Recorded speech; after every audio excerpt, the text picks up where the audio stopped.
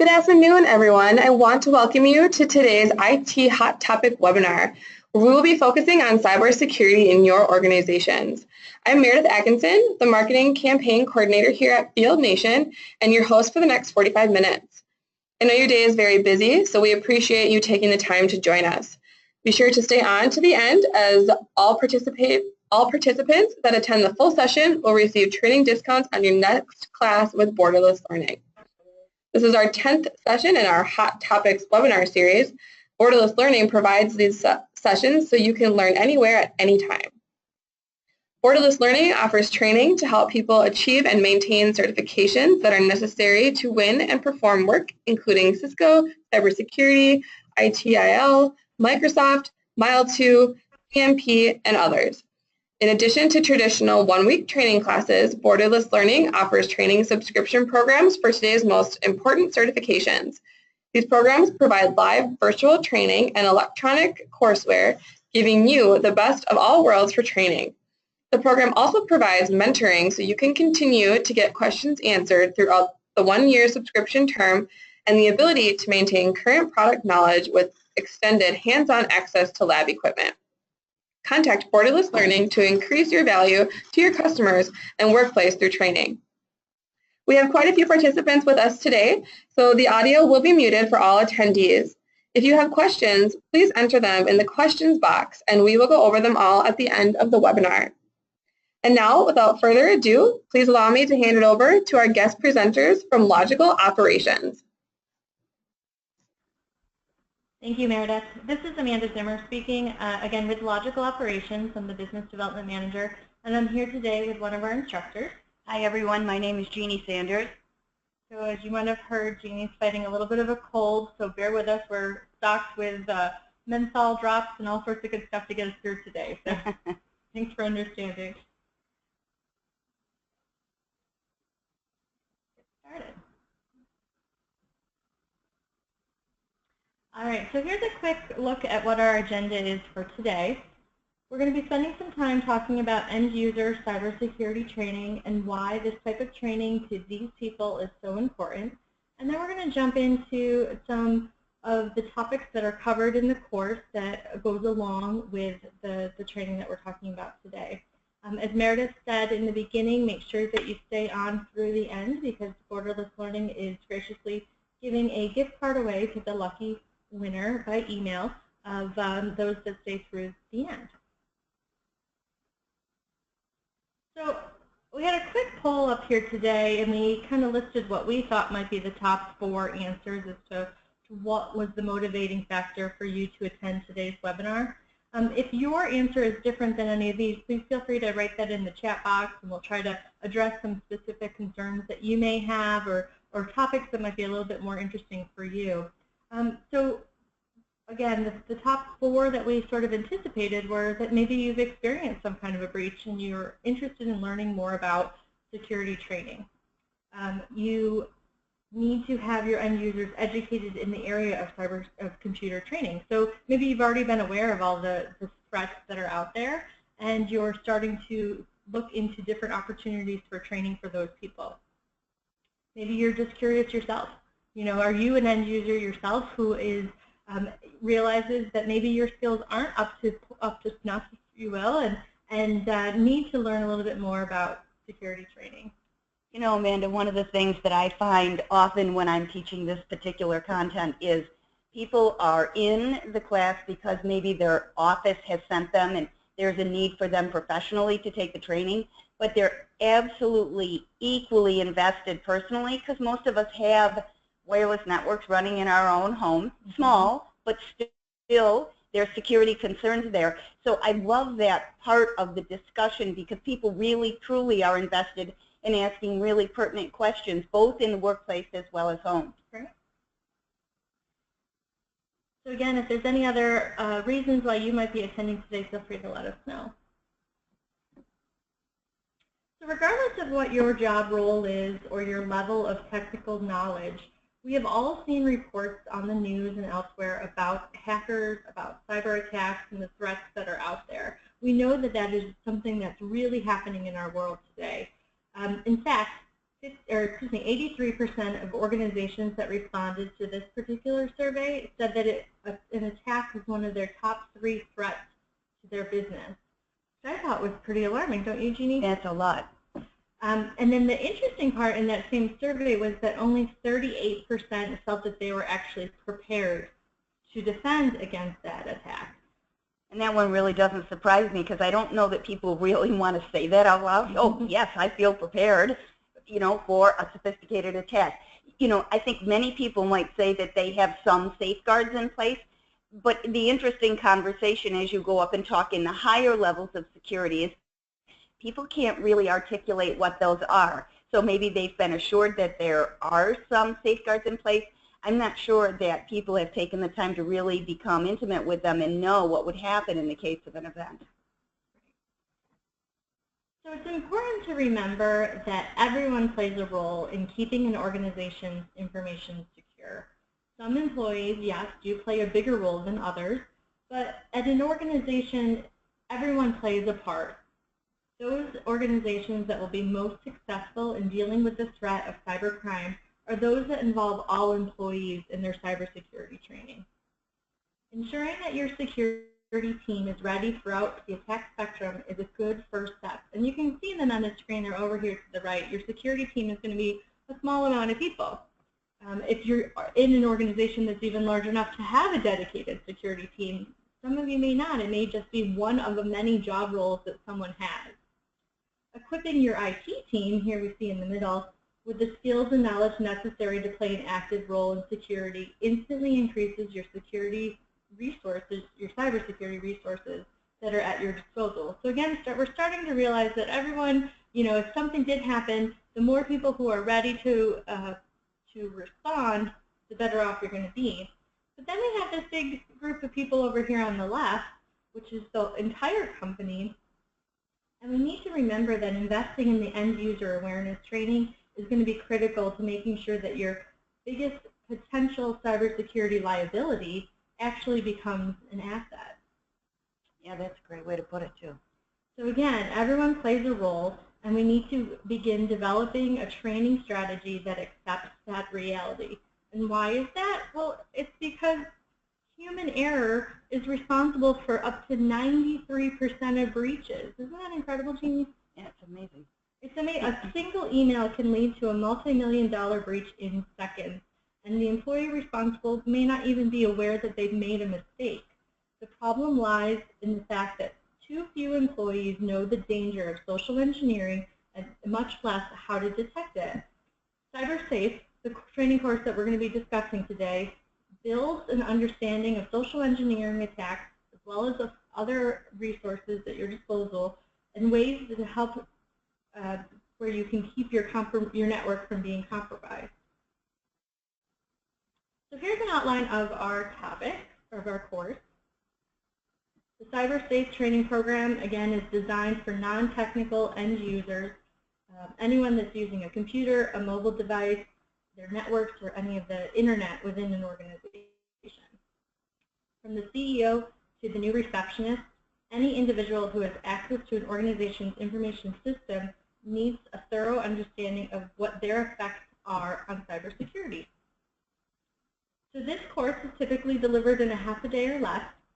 Students are immersed in the course, and it takes them through the essentials of identifying the need for security, effectively securing their devices, and understanding how to navigate the internet and email securely. So Borderless Learning, our co-hosts for today, their website, borderless-learning.com, has information about this class. You might not see that there's a lot of public dates scheduled yet, and that's because typically what we find with this training course is that they're run privately on site at an organization. Regina, you've been in courses and done that, right? The real value of being able to have a private class is the participants can discuss without outsiders in the room what they're going to do in the event of, and you can just fill in the blank. So, a very common conversation that they can have is about passwords. What do we do about our own passwords? How do we record them? How are we remembering? What does the company recommend? And one of the other things is oftentimes you know, the people from the IT department are right there present in class, and it really brings a lot of value to the class because it breaks down the walls or the barriers between the IT professionals and the end users. The IT professionals are actually right there saying, we want you to come to us and ask questions. Before you click that link, before you do something in a hurry that might jeopardize our organization or hurt your computer, it's really worth it for us if you come to us first. So those private classes where they can have the conversations frankly with one another, and they can break down the walls that sometimes separate end users from IT, it's really invaluable. And I would think too, when you're on site, you can look at an organization's acceptable use policy and actually ask questions about it and have your the employees with that IT department or their security team understand what that is right then and there, so there's no question. It's funny that you say that, because when I'm going to do a private class, that's one thing I try to get ahead of time, a copy of their acceptable use policy, and then I read and highlight it and incorporate it several times during the training. It lends itself very well. As you can see from this slide on the screen right here, compliance or acceptable use is the very first thing we talk about. We don't spend a lot of time there because it's not really all that fun and exciting. However, since most of our terms for employment depend on our being compliant with that, all of a sudden we have everybody's attention. And again, going back to what you said, Amanda, about the value of a private class, one of the things that's very nice is the IT department can use words that make sense to everyone in the room. They can say, oh, we keep our acceptable use policy on the H drive or whatever it is. Mm-hmm. And everyone in the room is nodding their head and they understand, and the IT department can say, if you ever have trouble getting it, or, you know, come to us. If we update it once every 3 months or whatever mm-hmm. it is they say. It's really good updated information, and people can turn, and they do, turn and address the IT people directly with any questions, and it's really a really good experience. But that's not to say that if you are an end user listening today and you wanted to just gain some additional skills, that you can benefit by taking the training kind of just on your own, right? Yes, we do not spend very much time on compliance. We have to talk about what it is, and it is valuable for everyone, depending on what your job is, to know that you probably did sign some level of acceptable use policy. And honestly, Amanda, sometimes I go in, like I've done some training in educational environments at the higher ed level. There's no acceptable use there. People, you know, there's no policy. And the training goes just fine. We just go right past that and start talking about some of the really interesting topics, and we're going to give a little taste of that today in this webinar. Great.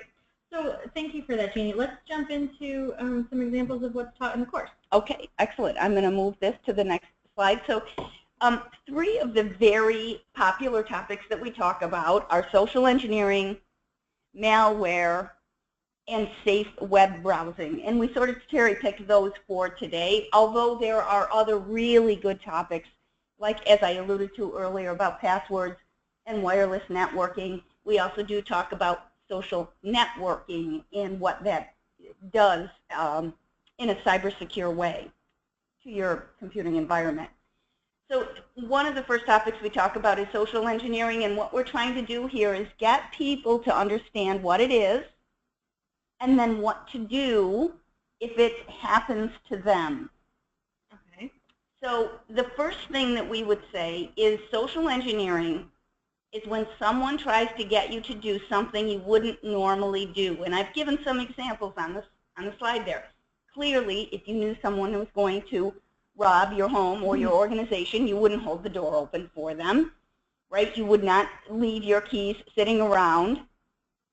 You would not share your personal information with a stranger on purpose. But, you know, let me give you a great example of what I think social engineering is.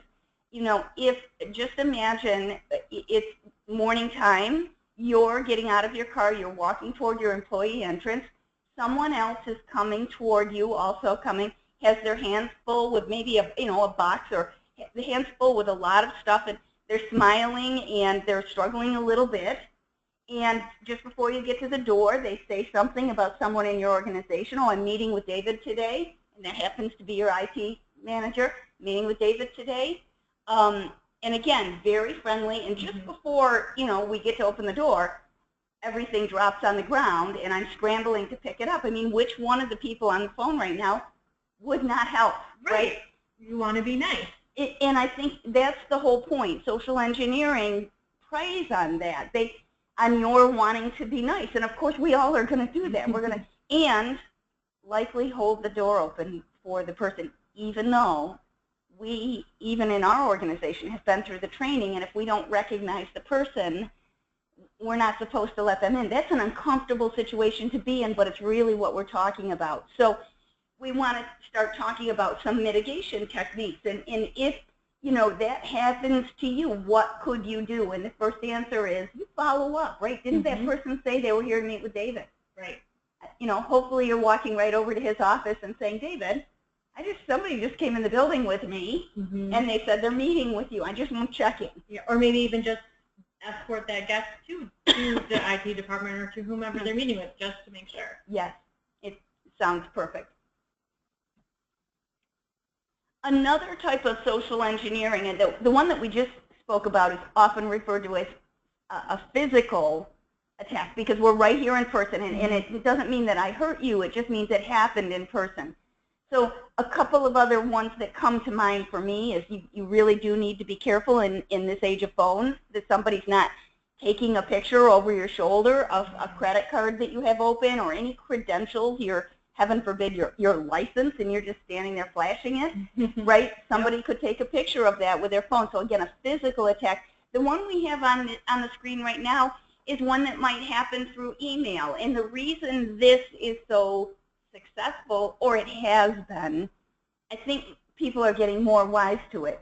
But certainly within the last couple of years, it's been very successful, is we all get way too many emails. And in a professional capacity, we're just looking to get through our emails and make sure our work is done and tidied up for the day, and that's a really bad place to be in if somebody is trying to take advantage of you. So I won't go through the whole class here, but one of the tenets of this class, I tell them, if you're taking nothing else away from this session, you should never click on a link in an email.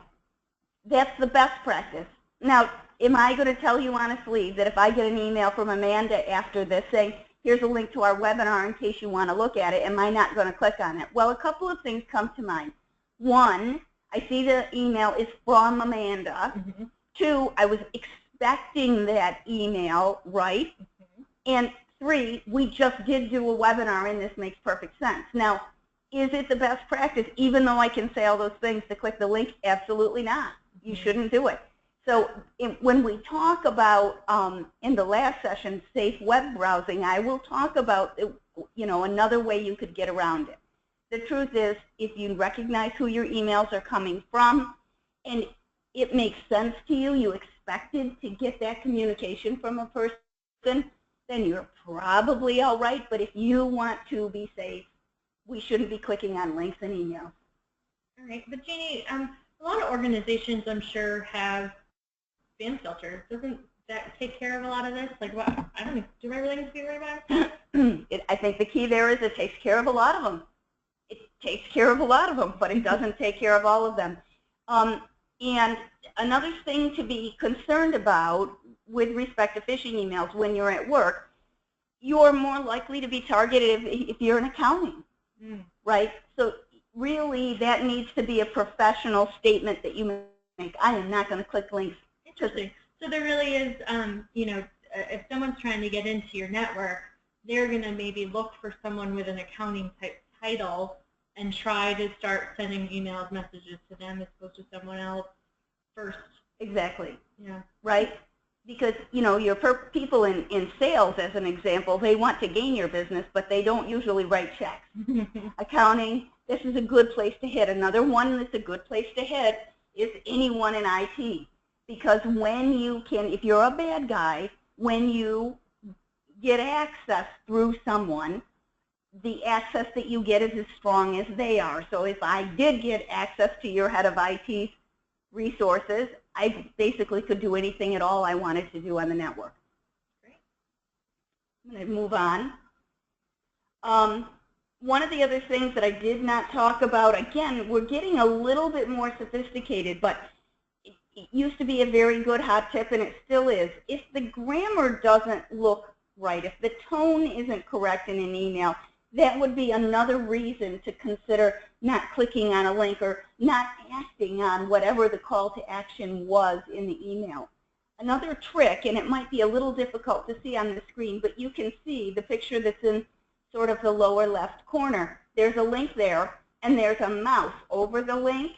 And so oftentimes, if you just hover over a link, that is, point at it but don't click, you can see where that link is going to take you. So if you look at the blue link, it quickly looks like Citibank. Mm-hmm. If you look at where it's hovering over, it's taking you to something different.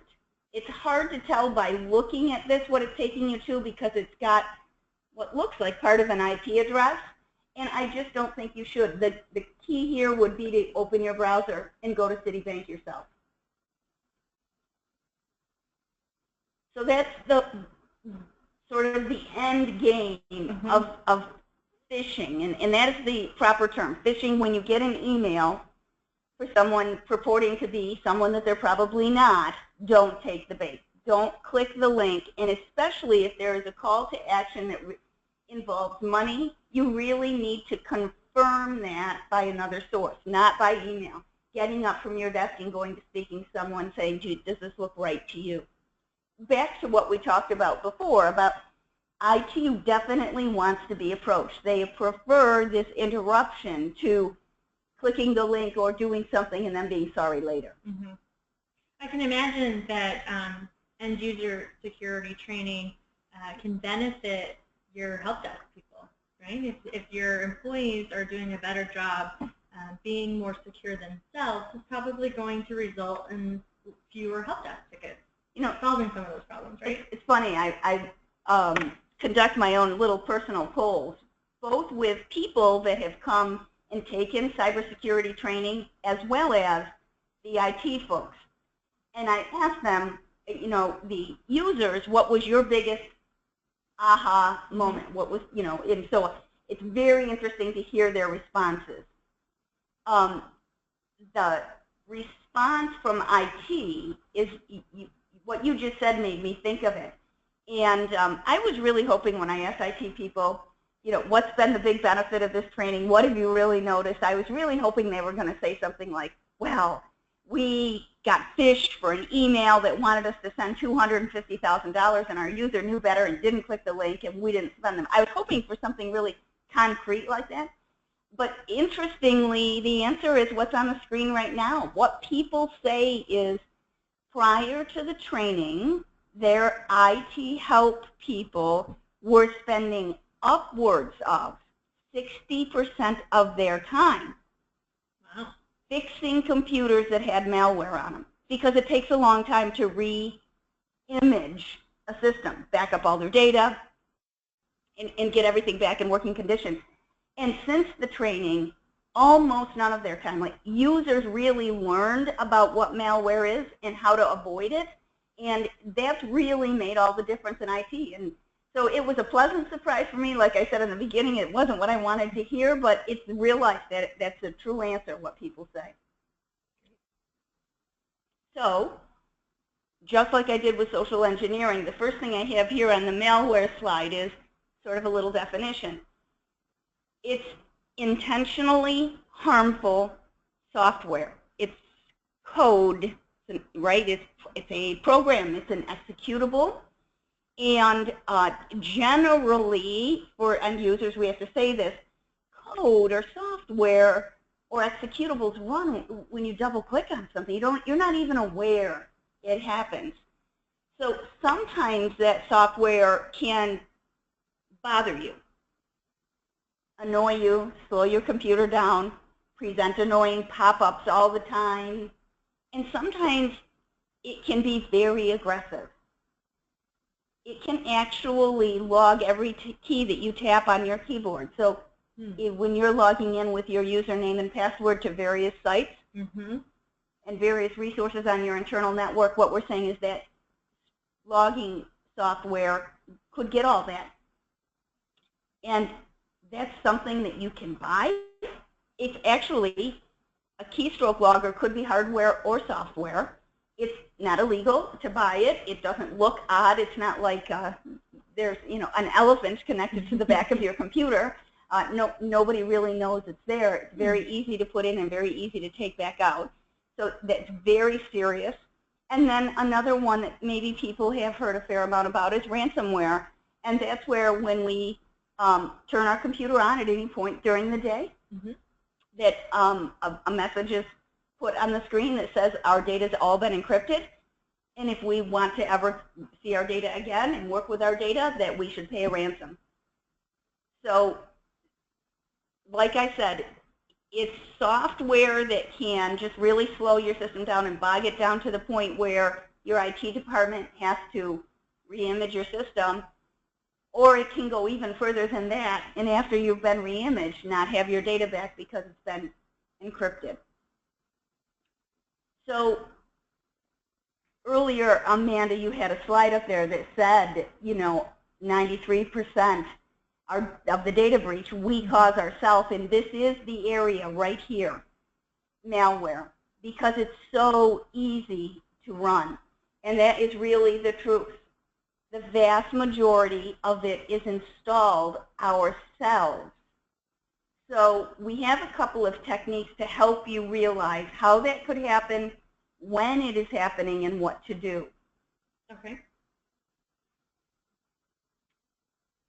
I'm going to look at another slide for a second. This is a really good example. What happens mostly is you're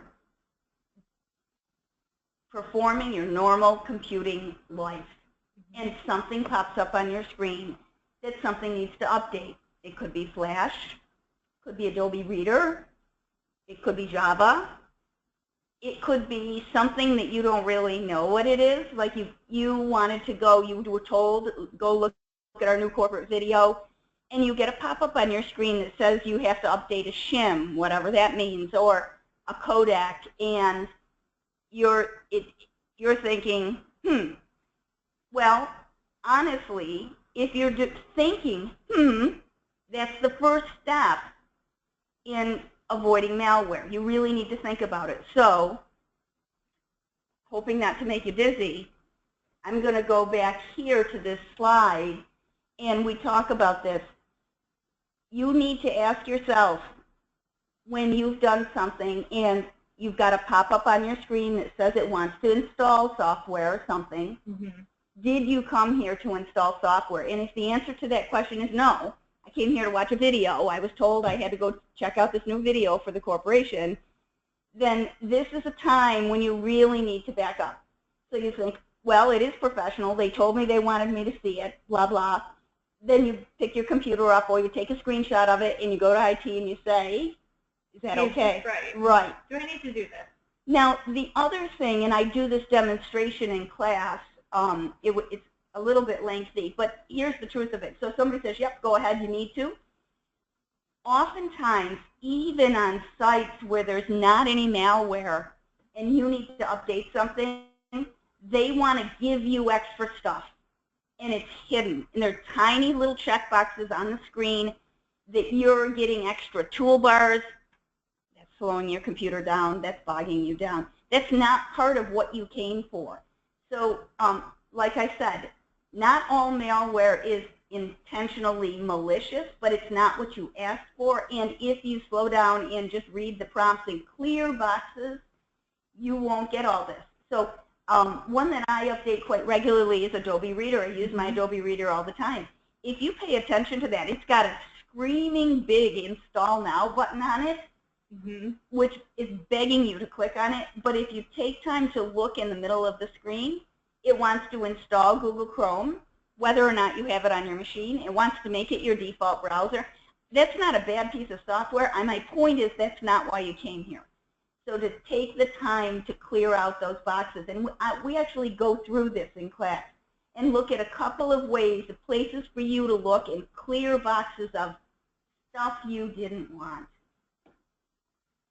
Now another thing, and we do this also in class, if you're running a Windows machine, Windows has built into it something called the user account control, and the bottom line is this.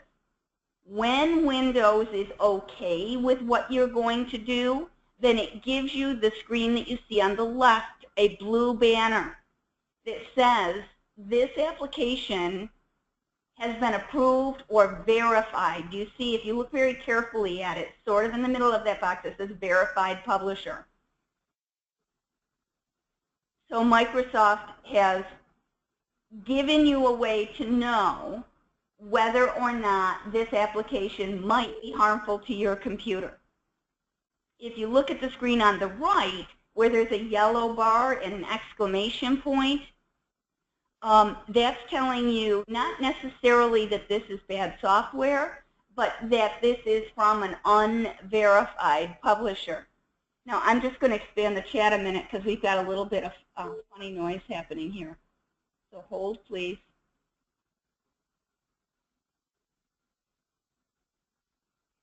So I'm hoping you can hear us still.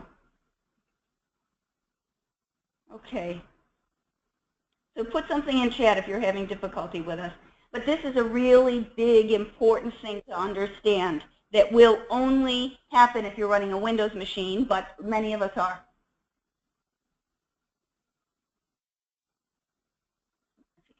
Over here.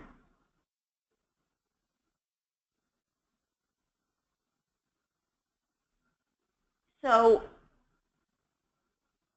this is one of the screens where it ties beautifully into our next topic, which is going to be safe web browsing, where we say the next important skill that you need to learn, and it matters for malware, is what website are you on. And if you look at the screen towards the bottom, believe it or not, you're not on adobe.com. The hard part is it shows you everything you wanted to see. Adobe Reader, it has the right icons, but it's not adobe.com. So safe web browsing involves knowing what website you're actually on. Before we get there, we just wrap up by talking about this, since this is such an important topic. The important thing for mitigating malware is to actually slow down and read your screen. Not a fun thing, but we all really need to do it. We're looking for those checkboxes that are trying to install things we did not ask for. We're going to clear those out. The second most important thing is you're asking if you don't know whether or not you should proceed. And then the final bullet point is really good and helpful for IT and for yourself if you're a home user, to be aware of how your computer was running before you installed software, so that if something happens afterward, you can sort of define what those changes have been.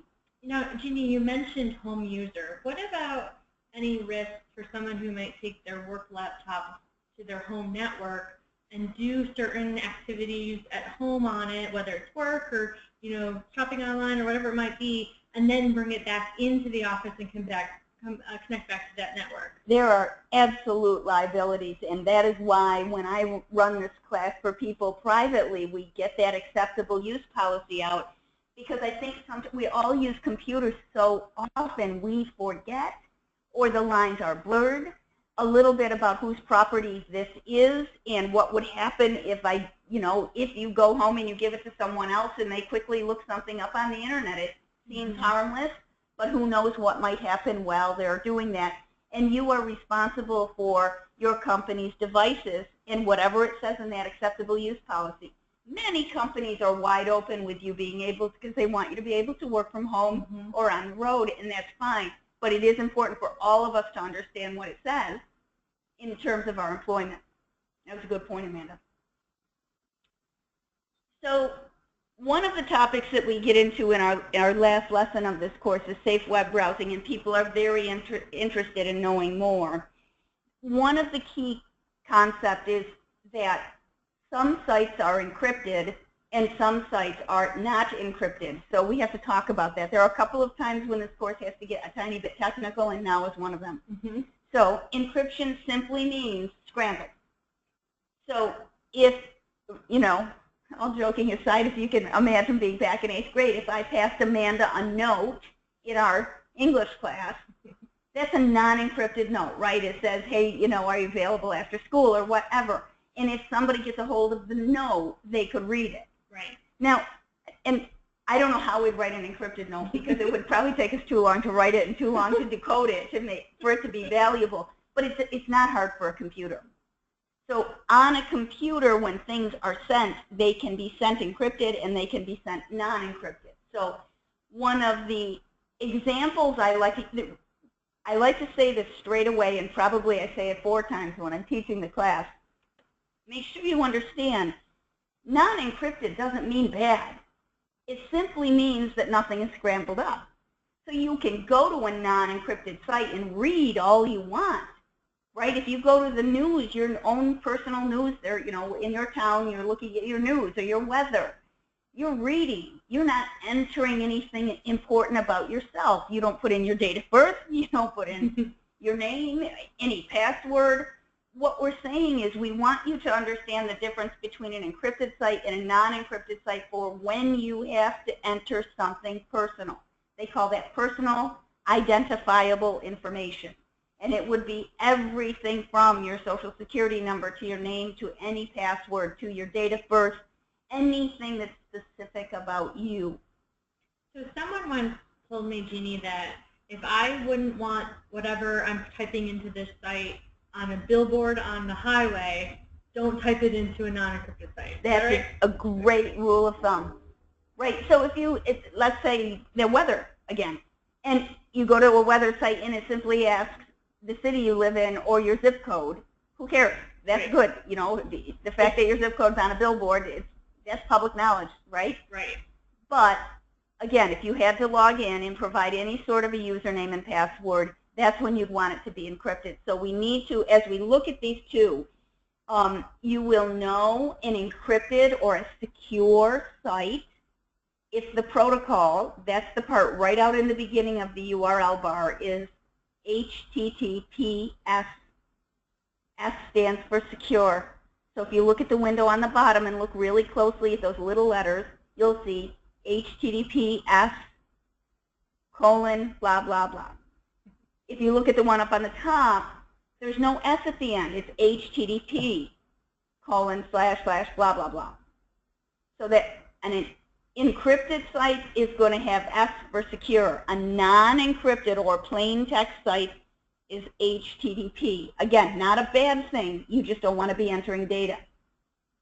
Got it. Another way to identify a secure or encrypted site is a padlock. Now the picture at the bottom, the padlock is over toward the right-hand side. In many browsers now, the padlock is way over on the left-hand side. So it doesn't matter where the padlock is. If you see a padlock, then you know that you're on a secure site. Or the padlock is one, and HTTPS for secure is the other way to know that that is an encrypted site. Another thing that you'll want to do, we're back to that idea of watching your screen, reading the prompts that come up, and if Windows throws up a screen like this that says there's a problem with the website security certificate, it's fine if you don't know what that means. It's wonderful if you don't know what that means. It's okay. But you absolutely don't want to proceed unless you get guidance that it's okay to do that. Right? That's Windows letting you know there may be a problem. So, Jeannie, as we've gone through these examples of what's taught in the course, we've talked about acceptable use policies. We've talked about some of those other things. How, and I'm asking you a bit of a leading question here, but how would someone as a student prove that they've actually gained some knowledge because of this class? And I'm glad that you asked, because our course does have something called a credential. It is a 10-question little quiz. It doesn't have a ton of teeth, and by that I mean if you don't pass it, you can take it again, and there's no shame in that. The idea is that at the end you would have something that would prove that you did this training and you did pass the credential, and it is something that you keep up year after year. some of our customers ask for that. They need to be able to prove that their end users have been through a type of cybersecurity training. And then other people don't need the credential. It's there if they want to take it. So it's voluntary. Great, great. And on the flip side of it, one of the resources that you can get from Borderless Learning by contacting them on their website or the phone number you see here on the screen is what we call a cyberspace readiness test. So they have a code that they can give you and the instructions that you can go in and take this pre-assessment to see where you are with the knowledge that's in the course before you've taken anything. One, to prove maybe to your higher up that this training is needed within your organization, or just to test your knowledge to see where you are and how secure you are acting currently. So be sure to reach out to Borderless Learning for that. They have that to provide to you complimentary, and I know that they'd be happy to share that with you. I think we're pretty much done. Meredith, were there any questions that you want to address to us? There are just a couple questions here, ladies. So the first question we have here is, how can what's the best way to assist a customer or a client that has issues with their cybersecurity?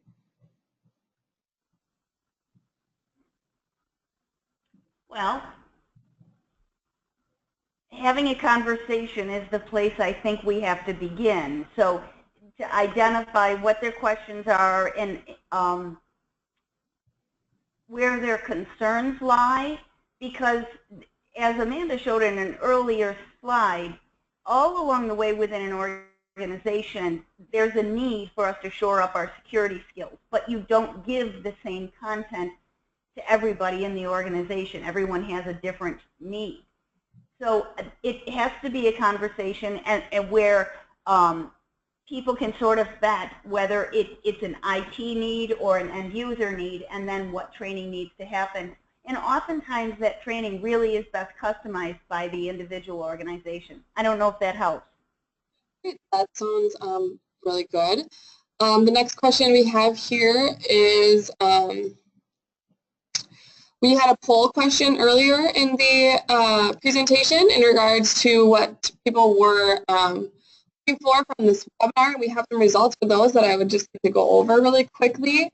We have people who would like to train end users about security. They were looking to hone in their skill set and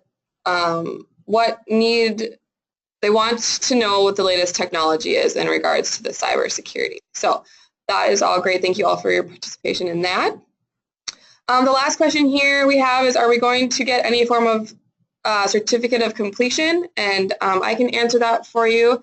You guys will be receiving an email from Borderless Learning about attending this class, and you'll also receive a trial access to their video learning library, and that will be your kind of certification and that proof that you completed this course. Was there anything else, Amanda, and that you guys would like to go over at this time? I would just like to, I guess, say thank you to not only Field Nation, but Borderless Learning for allowing us to share some information about this course and spend some time with you all today. Again, I strongly encourage you to look at the Borderless Learning website and give that phone number a call to ask any questions that you have about this course or any of the other training courses that they have. We focused today on end users, but they certainly have training for people in more advanced security roles within an organization, and I know they'd be happy to chat with you about that. Awesome. Thank you so much.